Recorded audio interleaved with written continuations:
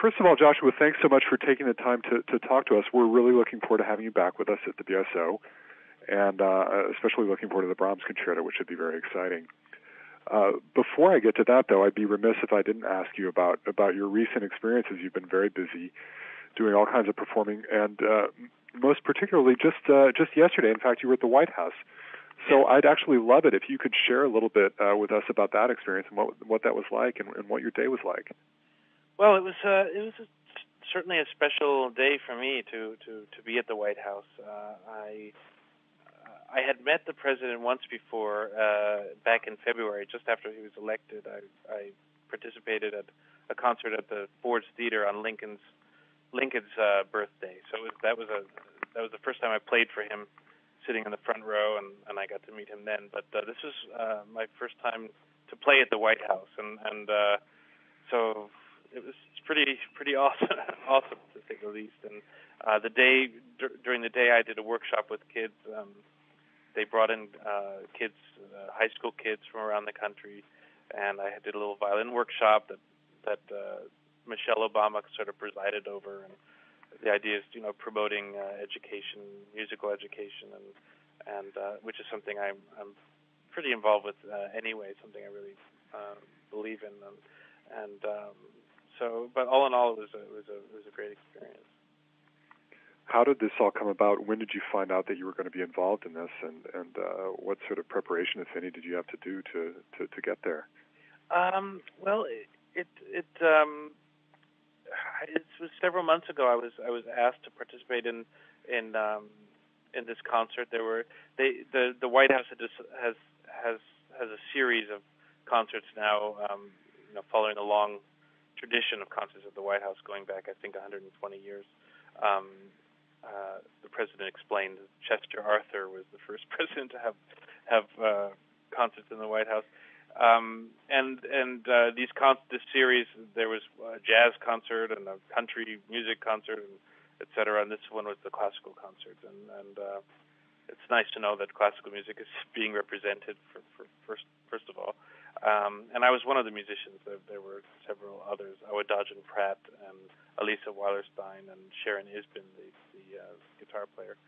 So they asked me a few months ago, and of course I jumped at the chance, and we were able to sort of throw it together at the last minute. I had just flown in from a long Europe trip to Moscow and Warsaw and Berlin and Vienna and other cities, so still recovering from that. But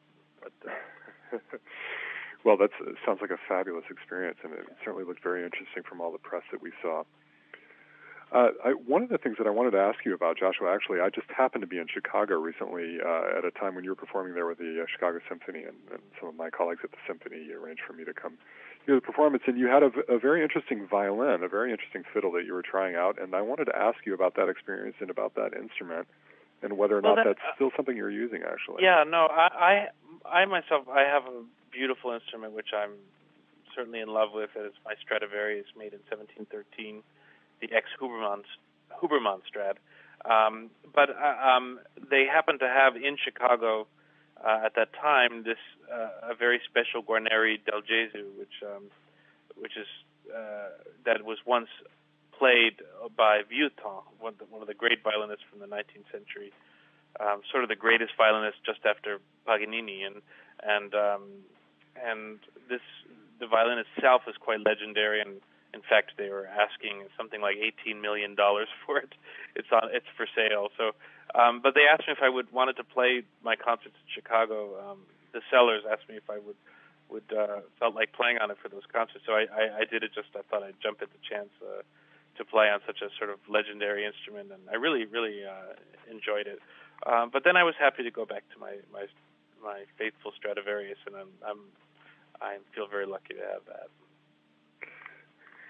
Well, it sounded certainly fabulous, and the encore that you played was quite spectacular. I have to say, it was pretty amazing.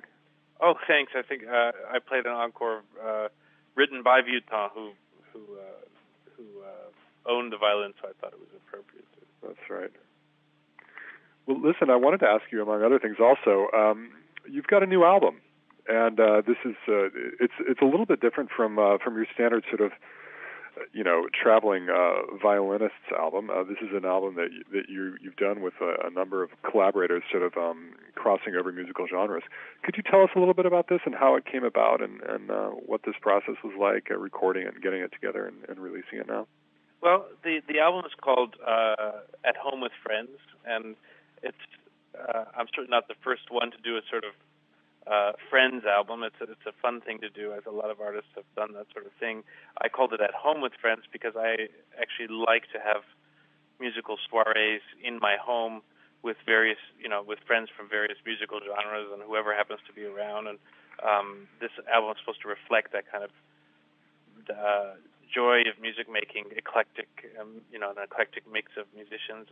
And the fact is, I've made a lot of interesting musical friends over the past 25 years of my musical career. So I brought them all together, as many as I could, onto one album. And so it's an interesting mix of people from Sting to Josh Groban, to Kristen Chenoweth, and Edgar Meyer, and Anushka Shankar. Her father, Ravi Shankar, wrote us a piece for the album, and Marvin Hamlish, and so it's a lot of people that you wouldn't necessarily see together on the same album normally. But my violin was the common thread through all of that, and I had a blast making it.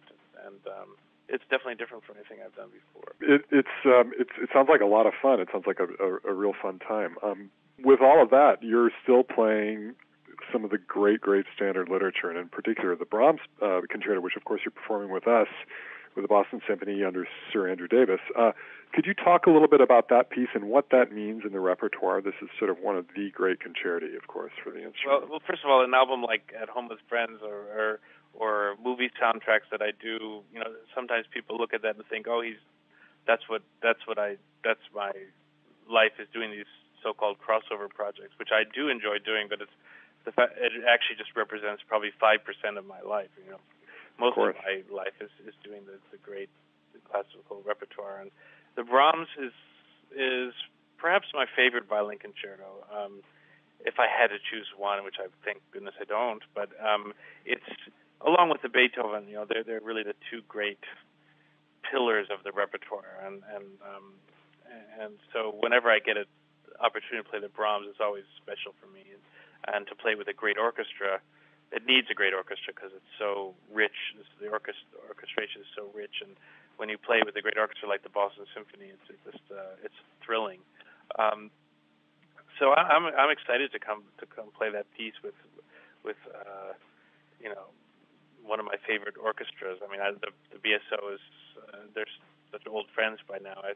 I was thinking about it today that I played at Tanglewood in the summer with that orchestra now 21 summers in a row. I haven't missed a single summer since 1989. So I've gotten to know the musicians very well, and in a way, it's almost like coming home to play with them. So I can't wait. Well, listen, we're delighted to welcome you back. Of course, we look forward to you being with us in Boston, and thanks so much for taking the time to talk with us, Joshua. It's a pleasure as always.